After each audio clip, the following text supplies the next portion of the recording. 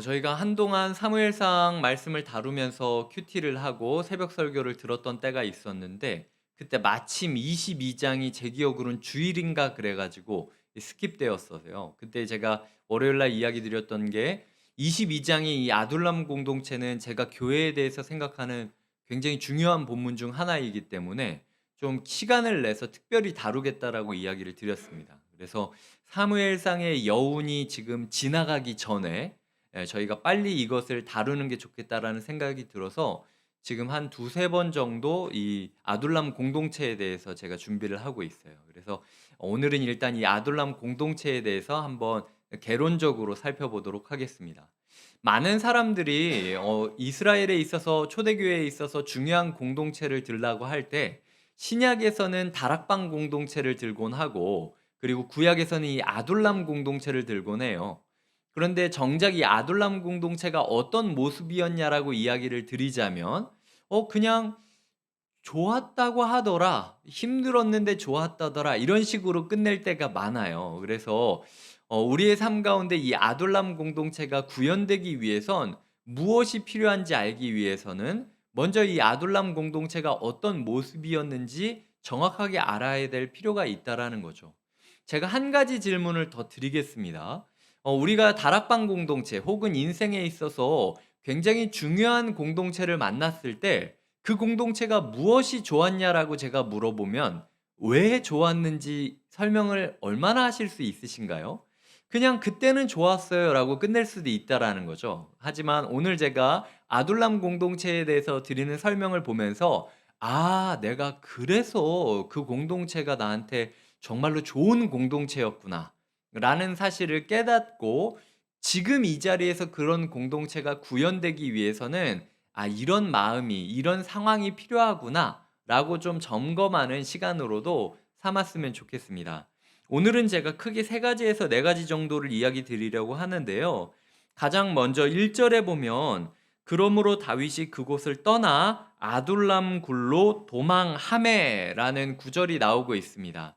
즉 다윗이 살기 위해서는 무엇으로부터 떠나 공동체로 도망치는 모습이 필요했다라는 거죠. 즉 우리에게 주시는 하나님의 교훈 첫 번째는 공동체로 도망쳐야 된다라는 것입니다. 우리가 살 길은 공동체이기 때문에 공동체로 모여야 된다라는 거죠. 그 이전까지 다윗의 삶이 어땠습니까? 다윗의 삶은 자기가 어디로 가야 될지 갈 바를 알 수가 없었어요. 이스라엘 왕궁으로부터는 사울이 자기를 죽이려고 달려들었고 미친 채 하면서 이제 그 자기가 정말로 싫어했던 블레셋 사람들 가드 왕에게 자기의 몸을 비신하지만 그 가도왕 아기스와 함께하는 사람들이 자기를 죽이려는 것을 보고 미친 채 하지 않으면 도망칠 수 없는 그 여정을 가지고 있다라는 겁니다. 여기까지를 딱 요약하자면 공동체를 만나지 못한 인생은 미친 채 하지 않으면 제정신으로는 살 수 없는 인생이 공동체를 마주하지 않은 인생들이라는 거죠.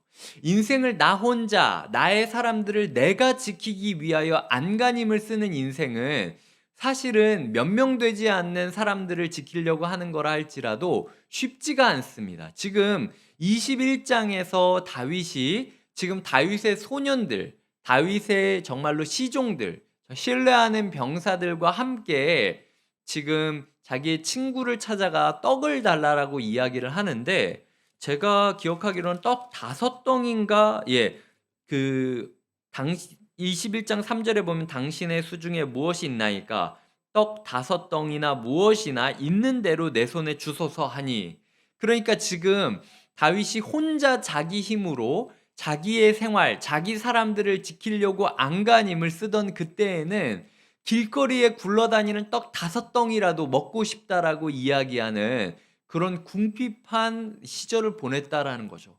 내 사람들, 목숨까지 버리고 나를 떠난 나의 사람들, 나의 가족들을 돌볼 능력이, 여력이 없는 인생이었다라는 겁니다. 그리고 아까 이야기했던 대로 제정신인 채로는 살 수가 없는 인생을 살아가고 있다라는 거죠. 혹시 우리 성도님들 가운데 이런 마음이신 분이 있습니까? 내가 내 인생을 오늘 하루 살았는데 제정신으로 산 것 같지가 않다. 내가 어떻게 살았는지도 모르고 그냥 막 미친 채 하듯이 그냥 하나 넘기면 하나가 오고 하나 곱이 넘기면 또 하나가 오고 버거워하면서 헉헉대면서 뛰고 있다라고 느끼는 분이 있습니까?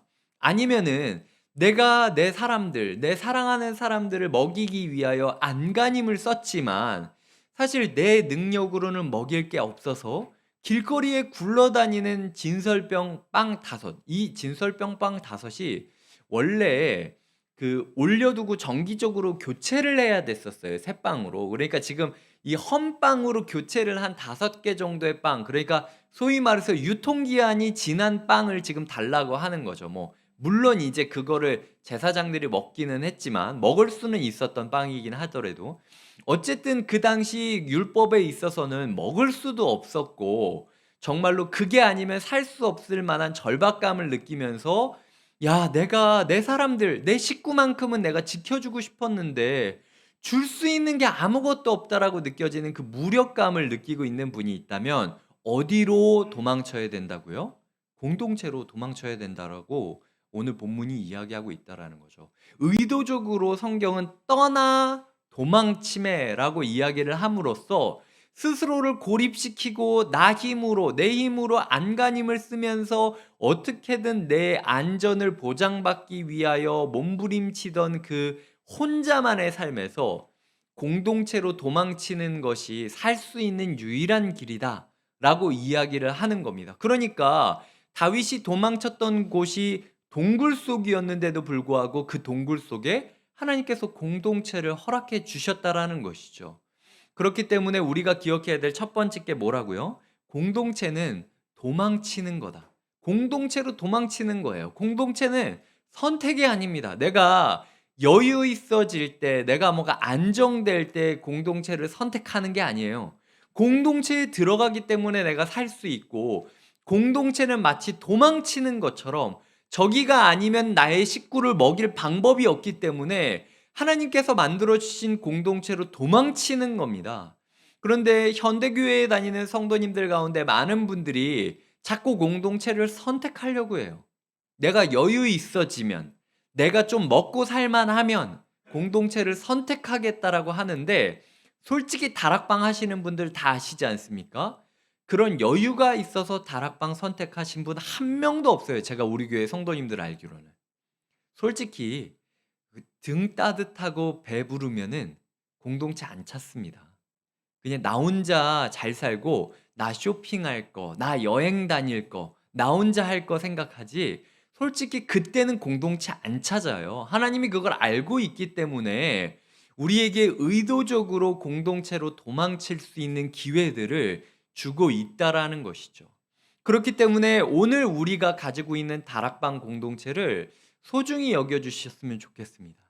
내가 다락방 공동체가 내가 선택한 공동체, 내가 선택한 순장님, 내가 선택한 순원들이 아니라 하나님이 나에게 점지해 주신 사람들이라는 마음을 가졌으면 좋겠어요. 물론 제가 진짜로 지금 뭐 시간도 안 맞고 환경도 안 맞아서 지금 다락방을 거의 나가지도 못하는 상황이라 꼭 다락방을 옮겨야만 출석할 수 있는 분이 있다면 그런 분들은 당연히 연락 주셔야죠. 제가 그런 분들한테도 지금 하나님이 운명적으로 만들어준 다락방이니까 그냥 뭐 회사도 그만두고 뭐도 그만두고 다 이 다락방에 우선 이렇게 얘기하는 건 아닙니다.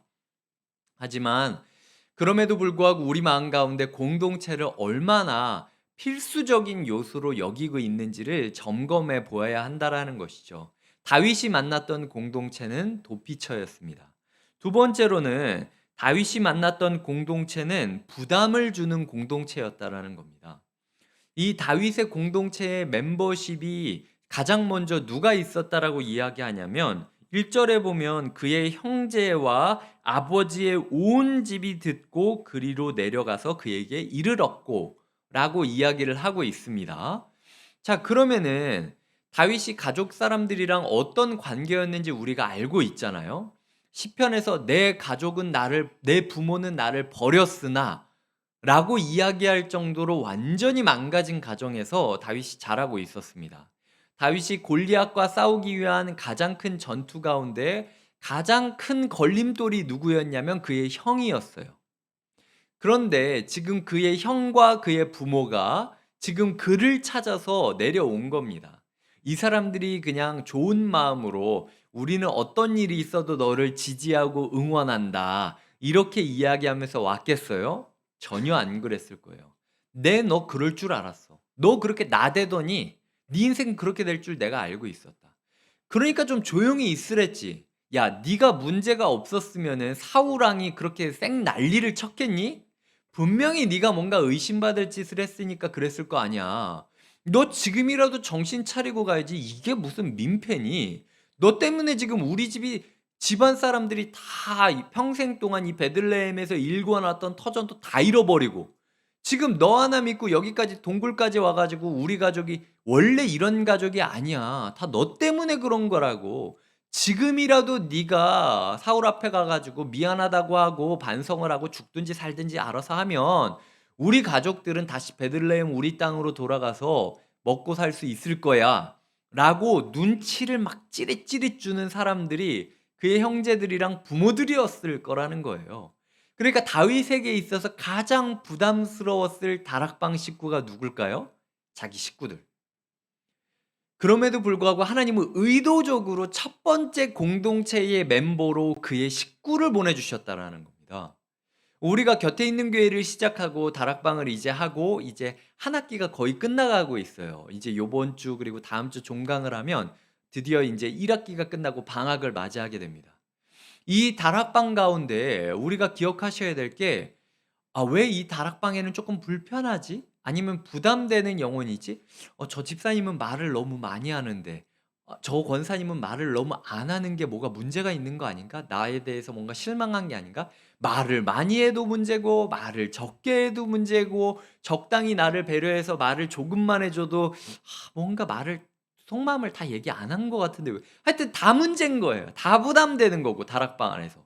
남의 다락방은 하하호 웃고 있으니까 뭔가 다 잘 되는 것 같은데 꼭 내가 있는 다락방만 뭔가 부담이 되고 뭔가 문제가 있다라고 하시면 기억하셔야 될 게 그게 하나님이 주시는 올바른 공동체입니다.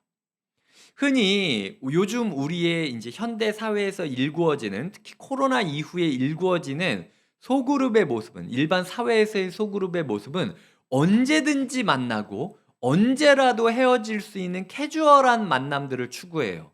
그래서 북쉐어링이라든지 뭐 이런 만남들을 할 때 제가 기독교 모임들도 저희 우리 교회가 시작하기 전에 소그룹 모델을 찾기 위해서 사용 모델을 찾기 위해서 분당 우리 교회 오기 전에 많은 기독단체의 소그룹들을 제가 참여하기도 했거든요. 그냥 책 읽고 그냥 그 책 카톡방 같은 데다가 오늘 무슨 구절이 읽었는지 좋았는지를 나누고 다 읽은 다음에 한 번 줌으로 만나가지고 그 책에 대해서 썸머리하고 마음 나누고 그리고 그냥 끝. 이런 모임들도 제가 많이 경험했어요. 요즘 사회는 그런 모임이 좋은 모임이라고 이야기합니다. 그러니까 아예 이름도 모르는 사람들끼리도 있다라는 거죠. 근데 실제로 우리 다락방은 되게 부담돼요. 왜냐면은 이 사람이 누군지도 알고 교회가 적어졌기 때문에 이 사람이 내가 알던 이 사람이랑 어떤 관계가 있는지도 다 알게 되는 거예요. 거기다가 이 사람의 문제를 내가 받았을 때, 이렇게 부담되는 거를 내가 짊어져도 되나? 라는 생각이 들 거고, 지금 요번 다락방이 끝나고 내년이 되고 내후년이 돼서 다락방이 우리가 분당 우리 교회에 있을 때에도 영영 무궁하지 않았잖아요. 그러니까 2년마다 기본적으로는 한 번씩 이렇게 쫙 새로 리뉴얼을 했었던 걸로 제가 기억하고 있거든요. 그러니까 다락방 리뉴얼이 되면 어떻게 되느냐? 나와 그 다락방 안에서 조금은 불편하고 부담됐던 저 사람이 저기가 있고 아니면 저쪽에서 내가 부담돼서 우리 다락방 아니라 다행이라고 생각했던 사람이 갑자기 나한테 우리 다락방 순원이 될 확률이 높다는 겁니다. 그게 거의 그렇게 될 거예요. 왜냐면 우리 뭐 끽해봤자 지금 300명인데 그 안에서 뭐 얽히고 설켜봤자 그게 없겠어요. 당연히 있죠. 하지만 그럼에도 불구하고 기억해야 될 게 부담되는 게 당연한 모임이라고 하나님께서 이야기하셨던 거죠. 그게 다윗에게 생명을 줄 수 있었다라는 거예요. 왜 그랬을까? 잘 몰라요. 그러니까 이제 이 구절 이후에 다윗의 가족 관계가 뭔가 회복됐다라는 이야기도 없고 그냥 그냥 그렇게 흘러갑니다. 왜 그러는지 모르겠지만 하나님께서는 이 공동체에게 그게 필요하다라고 이야기했던 거예요, 다윗에게. 우리가 하나님께 기도하면서 하나님, 내가 공동체 안에서 왜 이렇게 부담스러워야 되죠? 하나님의 공동체는 기쁨 가운데 넘치는 거라는데 왜 나는 이렇게 부담스럽고 긴장되고 저 사람이 나를 자꾸 평가하는 것 같고 왜 이렇게 불안하죠? 이런 마음이 든다면 기억하셔야 될 게 하나님이 이유를 알려주지 않아요. 근데 필요하다라고 오늘 아둘람 공동체를 통해서 우리에게 이야기한다라는 겁니다. 다윗은 알았겠죠. 아마도 그의 민낯을 보고 있는, 그의 어렸을 때부터 그가 하대당하고 그랬던 사람들이 있음으로써 제가 상상하기로는 다윗에게 있어서 여러 긍정적인 요소들이 있었을 거예요. 왜냐하면 내 올챙이적 그 상황을 알고 있는 이 가족들이 있는데 사람들이 자꾸 나를 띄워주고 막 이렇게 높여도 내가 대단하지 않구나. 나도 그냥 하나님의 어린 양 하나일 뿐이구나라는 사실을 내 가족들 볼 때마다 계속 생각이 났을 거예요. 마치 제가 아무리 여기 안에서 진짜 호의와 동정과 존경으로 저를 너무 제가 이러다가 내가 우상이 되는 거 아닐까 걱정될 정도로 성도님들이 저를 막 존경해 주고 높여 주시지만 지금 저의 철부지적 모습을 아는 누군가가 이 자리에 앉아서 저를 쳐다보고 있다라고 느꼈을 때 제가 어떤 마음일까? 마음 가운데 항상 겸손함이 유지되겠죠. '맞아. 내가 진짜 별거 아니지.'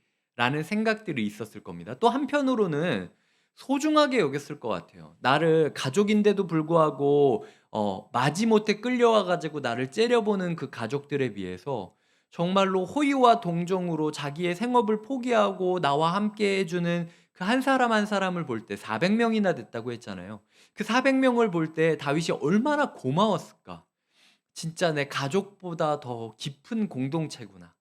이 다락방 순원들이 내 자식보다 낫구나. 내 남편보다 낫구나. 내 아내보다 낫구나.'라고 느껴지는 그 마음들로 서로를 바라보는 모습들이 있었을 거라는 거죠. 여튼 그 모든 부담감들이 공동체에게 필요했다라고 하나님께서는 이야기하고 있다라는 거죠. 그리고 세 번째로는 이 공동체가 어디에 위치했는지를 기억하셔야 됩니다. 이 공동체는 지금 아둘람 굴로 도망했다라고 하는데 아둘람에 대해서는 제가 나중에 이야기를 드릴 거고 일단은 지금 상황에 지리학적으로 봤을 때 아둘람이 이 블레셋 가드 땅과 베들레헴 딱 사이에 있는 지역이에요. 근데 그 블레셋 경계선인 거죠. 블레셋과 유다 땅과의 경계선 쪽에 있는 그런 비무장지대 아니면 분쟁 지역이라고 표현하는 게 좋을 것 같은데 분쟁 지역에 있었다라는 건 혹시 블레셋이랑 다윗이 싸웠던 어떤 사건이 기억나죠? 다윗이 골리앗과 싸웠던 그곳이 이제 생각나는 게 맞다는 거죠. 아둘람이 이 골리앗과 싸웠던 곳이 엘라 골짜기라고 하는데 그 엘라 골짜기 근처에 있었던 그 동굴들, 그 숲풀들 중 하나였습니다. 그러니까 그냥 이 사람들이 공동체로 모여서 닐리리아 그냥 있었던 게 아니에요. 공동체로 모여서 어떤 것을 항상 묵상했느냐? 다윗이 블레셋 골리앗과 싸워서 나갔던 그 순간을 항상 기억했고 야, 지금 우리가 이렇게 동굴 속에 숨어서 400 명이 살아가고 있지만 사실 우리는 이랬던 사람들이야라고 자기의 정체성을 계속해서 골리앗 이야기를 전해주면서 이야기가 이야기로 이어지면서 서로를 함께 그 이야기 속에 모이게 만드는 기억의 공동체였다라는 거죠. 그러니까 우리가 다락방으로 모이고 공동체로 모여서 그냥 이 자리에 몇 명 왔는지 카운트하고 끝날 게 아니라 이 자리에서 우리가 예전에 은혜 받았던 그 예배의 때 우리가 하나님 안에서 영적으로 승리했던 그날의 기억들을 자꾸 반복적으로 서로에게 이야기해 줘야 되는 거예요. 나를 하나님께서 이렇게 인도하셨다. 그리고 비록 내가 지금 이렇게 이 동굴 가운데 피신해 있지만 한때는 내가 하나님의 용사로서 하나님의 인도하심을 따라 승리했던 승리자고 지금 이 자리에 있는 것도 분명히 그 선하신 하나님의 의도와 목적이 있을 것이다라고 이야기해 주는 이야기 공동체, 기억 공동체가 이스라엘 아둘람굴 공동체였다라는 것입니다. 그 공동체 안에 모인 사람들이 서로 그 먼 땅 엘라 골짜기를 쳐다보면서 야, 저기서 골리앗이랑 다윗이 싸웠어. 우리 지도자가 이런 사람이야라고 이야기를 했다는 거죠. 자, 우리에게 있어서 가장 큰 축복 중에 하나는 우리는 할 이야기가 있는 사람들이라는 거예요. 적어도 우리가 각자의 자리에서 다른 모습을 가지고 왔지만 동일하게, 그리고 우리 흔적 가운데 있는 추억이 있잖아요. 우리가 분당우리 교회에 있을 때 받았던 예배, 그리고 우리가 1만 성도 파송 운동을 통하여 꿈꿔왔던 시절, 10년 전에는 가능할 거라 생각하지도 못했던 어떤 상황, 그런데도 불구하고 기어이 하나님께서 그 꿈을 이루어 가시는 것들을 보고, 거기다가 내가 나는 죽어도 안 나갈 거라고 생각을 하고 있었는데 어느 순간 자연스럽게 하나님의 도구와 통로가 돼서 나아가고 있었다더라 라는 그 이야기가 우리 가운데 전승되고 계승되어야 된다라는 겁니다. 그러니까 어느 순간 이 상황에서 누군가가 또 어떤 꿈을 꿨을 때 많은 사람들은 야, 그런 꿈을 어떻게 이룰 수 있습니까? 라고 이야기한다라고 할지라도 불구하고 여기 있는 우리만큼은 아니다. 그 꿈이, 한 사람의 꿈이 10년 뒤에 1만 명의 꿈이 되는 걸 우리가 이미 봤던 사람들이다. 그렇기 때문에 지금 우리가 꿈꾸는 일을 멈추지 말아야 된다. 그리고 이 꿈꾸는 일이 10년 뒤에 어떻게 이루어질 것인지, 비록 지금은 우리가 아둘람 굴 같은 동굴 속에서 400명이 얽히고 설켜서 꾸역꾸역 살아가고 있지만 반드시 하나님께서 이 일을 이루실 것이다라는 사실을 신뢰하면서 우리가 끝까지 이 동굴 속에서도 꿈꾸는 자로 멈추지 말아야 된다라고 서로에게 격려하고 독려하는 그 격려의 공동체가 되어야 된다라는 겁니다. 우리의 삶 가운데 주의해야 될 게, 이게 기억을 이야기하자 그러면 자꾸 본질적이지 않은 무언가를 이야기해요. 뭐 예를 들어 이제 이 사람들 같은 경우 그럴 수 있었겠죠. 아둘람 굴 안에서 어, 소위 말해서 라떼는 막 이렇게 얘기하잖아요. 나 때는, 저 엘라 골짜기에 있었을 때는 물맷돌로 이렇게 던져가지고 이겼어. 그러니까 우리는 모두 이 전쟁에서 살아남기 위해 하나님을 찾는 건 둘째치고 물맷돌 연습을 해야 돼. 그래서 400명이 다 물맷돌 연습을 하고 있다고 한다면 여러분들은 지금 그 모습을 보면서 얼마나 우스꽝스럽다라고 생각하실 거예요. 얼마나 바보 같다라고 생각할 거예요. 야, 지금 그 만군의 하나님 여호와의 이름이 모욕을 당했다라는 것 때문에 눈에 진짜 앞뒤 보이지 않고 돌 5개 그냥 짊어지고 달려가서 싸우는 그 정신을 계승해야지. 형태적으로 다윗이 돌 5개를 들고 올라가 가지고 그걸로 휙휙 돌려 가지고 한 방에 맞추고 이랬으니까 우리도 항상 돌 5개를 들고 있어야 되고, 그 돌은 어떻게 골라야 되고, 그 돌은 어떤 모양이었으니까 첫 번째 돌은 어떤 모양의 돌을 골라야 되고. 근데 이게 우리가 분당우리 교회에 대해서 기억하고 있는 모습일 수도 있다는 거예요. 이게 꿈이 어떤 거였는지, 정신이 어떤 거였는지를 얘기하는 게 아니라, 그때는 우리가 돌 5개를 들고 싸웠는데요, 목사님. 1년의 행사를 이 돌 5개로 요렇게 했는데 그 첫 번째 행사는 뭐였고 두 번째는 뭐였고 찬양은 뭘 꼭 해야 되고 이 다락방은 꼭 이거를 해야만 돼요. 라는, 자꾸 이 돌 가지고 싸우는 거예요. 이 돌 모양 가지고. 만약 우리가 그렇게 된다면 정신을 계승하는 것이 아니라 그냥 형태만 가지고 살아가는 그저 그런 사람들, 동굴 속에 숨어서 연습하고 있는 인간들의 모임으로 끝이 났겠죠. 하나님의 거룩한 공동체는 되지 않았을 거라는 겁니다. 우리가 뭘 계승받아야 될지 분명하십니까? 그게 명확하게 기억나셔야 돼요.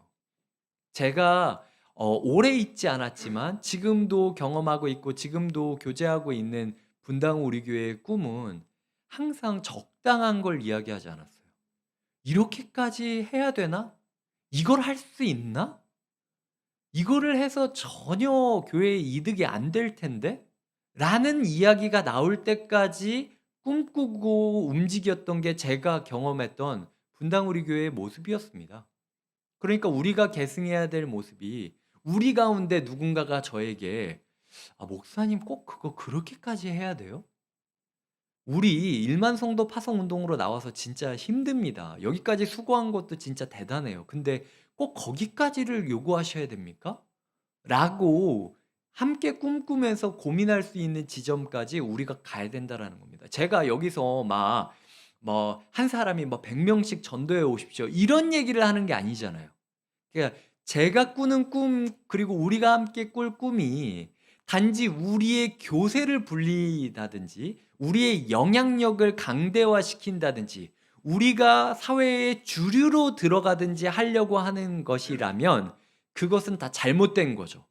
왜냐면 이 아둘람굴에 온 사람들은 다음 요번 금요일에 다루겠지만 사실은 다 아웃사이더들이었거든요. 그러니까 우리가 꾸는 꿈이 인사이더로 들어가기 위한 꿈이라면 그건 다 잘못된 거예요.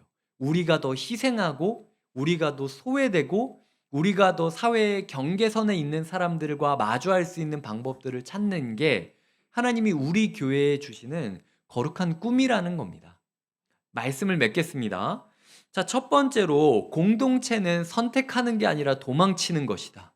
그러니까 공동체를 선택으로 여기지 말고 어서 공동체를 찾아 도망치십시오 라고 이야기를 드리고 싶고, 두 번째로 공동체 안에서 부담되는 것은 당연한 겁니다 라고 이야기 드리고 싶어요. 하나님께서 이유는 모르겠지만 설명하지 않으시고 다윗에게 그가 가장 부담스러울 사람을 그의 공동체 멤버로 주셨다는 것.